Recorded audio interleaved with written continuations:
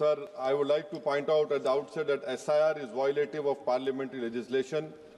It violates the powers prescribed by Parliament. It's contrary to the judgment of Supreme Court, a three-judges judgment of Lal Babu Hussain, and it is a malified exercise of power to selectively disenfranchise on the basis of religion. Sir, Election Commission of India cannot be bigger than Supreme Court and Parliament of India, sir.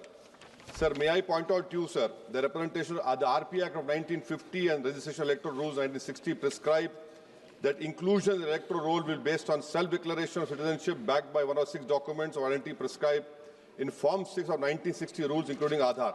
Now, this is an act which was passed in Parliament, sir.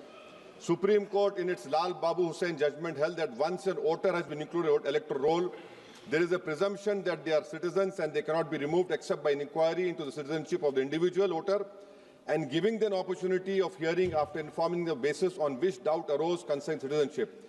What is happening now is that the Election Commission is putting the burden of proof on the voter. It is completely in violation of the Representative of People Act 1950, Electoral Rules of 1960 passed by this House, and the Supreme Court judgment of Lal Babu Hussain, sir. SIR, sir, has turned this head on its head and puts onus on the voters, sir. Sir, voters who were part of the electoral roll in 2025, instead of being given the benefit of presumption, are required to submit documents to prove the citizenship. The 2003 electoral roll is arbitrarily fixed at the baseline for which revision is being conducted. Sir, ECI is not a body empowered to go into question of citizenship. A power lies with Ministry of Home Affairs, Government of India, and Foreigners Tribunal created under the Foreigners Act. Sir, may I point out to you that what ECI is doing is wrong.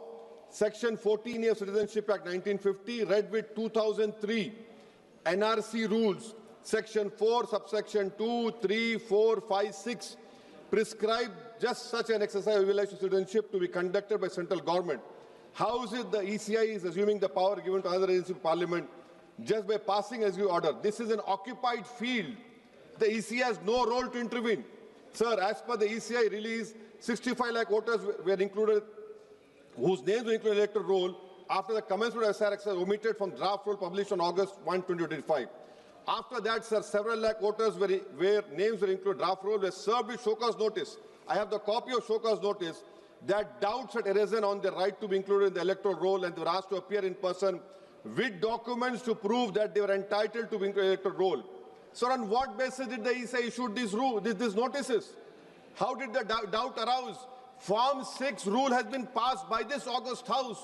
How can the ECI do it? They are violating the sanctity of a law that is passed in this August House. Sir, eventually 3.66 lakh such persons were deleted from the electoral roll with no order made available in the public domain, giving the reason for deletion. Sir, under the SIR order, these persons are to be referred to authorities tribunal dealing with illegal foreign migration.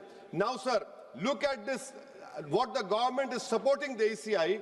When this 3.66 lakh such persons deleted, the government immediately, which was the draft is published on 30th August and finally 30th September, this government came out with the new Immigration and Foreigners Act 2025 and was notified, and an Immigration Foreigners Exemption Order 2025 cemetery is promulgated the same day. Under this order, sir, no action under Foreigners Act will be taken against illegal entry, presence for citizens of Nepal, Bhutan, Tibet and Sri Lanka, Tamils, in addition to persons other than Muslims belonging to Afghanistan, Pakistan, Bangladesh. Sir, when Supreme Court is seized on the petition of CAA, government issues a foreign exemption order. Why? Because they realize that in this 3.66 lakh, there can be people more than the non-Muslims also to protect them. You have done it, and then after 5 years of CAA, you will give them citizenship.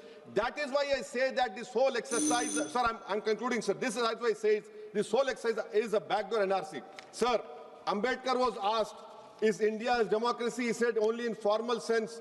To be democracy in the substantial sense, political power was held by the most marginalized and the weakest. He repeatedly said political power is the key to social progress. You have only 4% Muslims over here.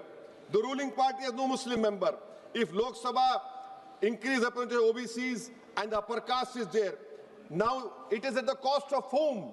Muslims are not there.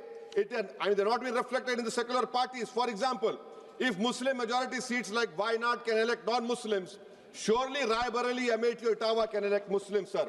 And now coming to this Electors, sir. We are only become electors. We are not getting elected. Please conclude. Coming, sir. I'm concluding, sir. Give me 2 minutes, sir. Please, sir. Now, coming to this this whole donations, BJP got 88% donations, sir. Nearly 2,243 crores. So we the people is now represented by We the Private Limited. I would request this ruling party to please consider adopting a mixed member parliamentary system like Germany.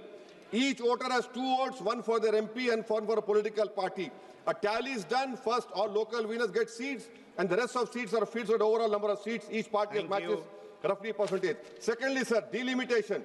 Don't do delimitation like what you have done in Kashmir and in Assam. Because if BJP is delimitation another game, it has to win. Then the loser is going to other political parties.